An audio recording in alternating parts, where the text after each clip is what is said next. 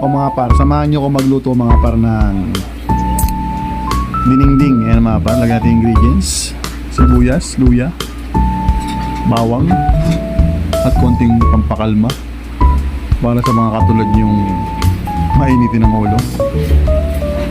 And kumulo na ng konti, lagyan natin ng ketchup. Ketchup yan mga par.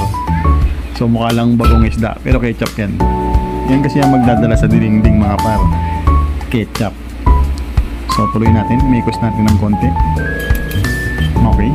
O, sa mga nanonood dyan ha, kung napanood mo to tapusin mo para may matutunan ka. Okay. Alright. Okay. Pinakpan ko. Tapos binuksan ko ulit. So kumukulo na, ilagay na natin yung kalabasa. Yung kalabasa mga pare, maganda sa katawan yan, maganda sa mata. Para yung pag tumingin ka, tumatagos. Alam mo na, alam mo ha. Sabay natin yung sitaw para sa may mga gout dyan. So maganda rin sa katawan ng sitaw mga pare. Hindi masyadong inaano, maganda rin yan. So tinakpan ko, tapos binuksan ko ulit, ilagay na natin yung iba pang gulay tulad ng kalabasa, papaya, wala palang papaya dyan. Ampalaya, katulad mo, ampalaya. Tapos talong, and then okra. So, okay, minikos natin ng konti. Tinakpan. Siyempre, balikan natin yan. Then after, bubuksan natin yan. Kumukulo na mga par.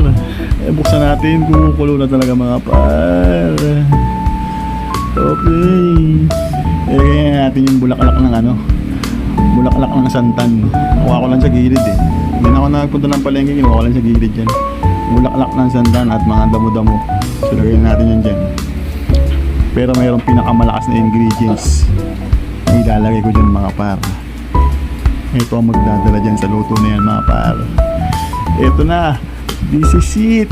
I-reveal ko na ito. Isang hiwang pating mga boss. Ayan, nagprito ko ng isang hiwang pating mga boss para ilahok dyan sa niluluto nating adobong gulay mga para. So kung nanonood ka sa mga oras na to hanggang ngayon, nakikita mo yung luto ko, all goods, diba? Yan ay isang luto ng mga taong mandirigma at luto ng isang taong